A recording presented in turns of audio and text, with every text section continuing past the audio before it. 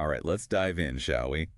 Today's deep dive might seem a little offbeat, even for us. I'd say so. We're marking International Day of Pointless Answering Machine Messages. Yep, you heard that right. It's a real thing, apparently. And the piece we're looking at today uses this unusual holiday to dig into some pretty deep stuff about communication in our crazy modern world. It's called The Last Message. And, well, it's definitely not your typical lighthearted celebration. More like a psychological thriller disguised as a voicemail inbox. So fill us in. What kind of messages are we talking about here? Well, the story kicks off with this guy, right? And he's totally obsessed with listening to his answering machine. Okay, already a little creepy. Yeah, and this answering machine becomes like a museum of all his failed connections. The messages start out pretty normal, missed calls, someone wanting to reschedule an appointment, that kind of thing. Mundane stuff. Exactly, but then they take a darker turn. They get more desperate, accusatory, even a little stalkerish. Okay, so we've got creepy messages and an answering machine that's basically a graveyard of conversations. Where does the author go from there? Hold on to your hats because things get really weird when a talking mirror enters the picture. Wait, what? Like a magic mirror. Mirror, mirror on the wall, who's the most disconnected of them all? Not quite that fairy tale-ish. This mirror is more like, I don't know, a brutally honest therapist or something. Oof, I can relate to that. It lays down some harsh truths about the protagonist's sense of self. Basically tells him he's become nothing more than a pointless message. Wow, that's gotta hurt. Right. But I think the author is tapping into this very real fear a lot of us have about losing ourselves in all the noise and pressure of modern life. Yeah, that feeling of just being a shadow of yourself, like you said, or a living answering machine just waiting for someone to press play. Exactly. It's like you're constantly performing, putting on a show, but underneath, you're not even sure who you are anymore. So it's a pretty bleak picture of communication in the digital age. But where does poetry slam fit into all of this? Seems like a pretty random jump from existential dread to, well, whatever poetry slam is. It does seem like a sudden shift, but I think the author is using it to highlight the power of language. It can connect us on a much deeper level than all those superficial interactions we have every day. Okay, so no more sonnets about babbling brooks and fields of flowers. What's the author's secret recipe for a killer poetry slam? He basically says to forget all the pretty words and flowery metaphors. Slam poetry, he says, needs to be raw, honest, emotionally charged. He even uses this really intense metaphor, says you need to punch your audience in the face with the truth. Whoa, okay. Sounds a little violent. Yeah, but I think his point is that true connection comes from vulnerability, from sharing our fears and anxieties, not hiding behind some polished facade. He compares weak writing to ignoring your ex's calls, pretty cowardly. So he's going for a take no prisoners approach to poetry. No more sugarcoating, just straight up emotional honesty. It's a pretty radical stance, but it makes you think, right, what's the role of art? Should it comfort us, challenge us, or shake us to our core? I think he's leaning towards the latter. And to help us achieve this level of poetic brutality, he's got a recommendation for us, right? You bet. A book called Poetry Master, which promises to teach you how to wreck your audience and use language to create a lasting impact. Make them feel something real. That's a pretty bold claim. So is it a guide for manipulating emotions or a path to unlocking the true power of language?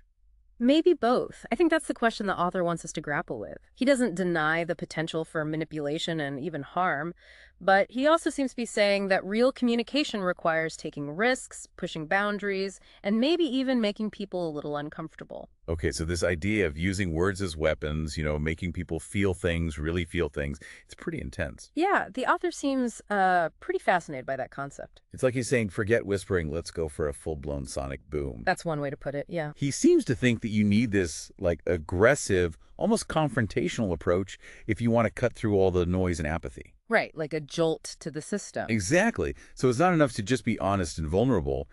You have to be willing to really rattle people's cages. To make them uncomfortable. Even a little afraid, maybe. Exactly. And he even compares, remember, weak writing to ignoring your ex's calls. Oh yeah, that's cold. It's like the ultimate communication cop-out. So no ghosting, no beating around the bush, just straight up, no holds barred truth-telling. That's the idea, yeah. But it does raise some ethical questions, Definitely. Like, where do you draw the line between being impactful and just manipulating people's emotions? Right. because words can hurt. They can really stick with you. Absolutely. So is it ever okay to wield that kind of power, even if you're calling it art? That's the dilemma I think the author is struggling with. He doesn't shy away from the potential for harm. But at the same time, he's saying that real communication requires taking risks. Pushing boundaries, maybe even causing a little bit of pain. No pain, no gain, as they say. I don't know about that, but I get the point. It's about putting yourself out there. Being vulnerable, even if it's scary. Exactly. So instead of trying to craft these perfectly polished, inoffensive messages that just kind of disappear to the void. We need to be willing to send out signals that are raw, unfiltered, maybe even a little dangerous. I like that. A little dangerous. It's not about being intentionally hurtful, but about using language in a way that makes people sit up and take notice.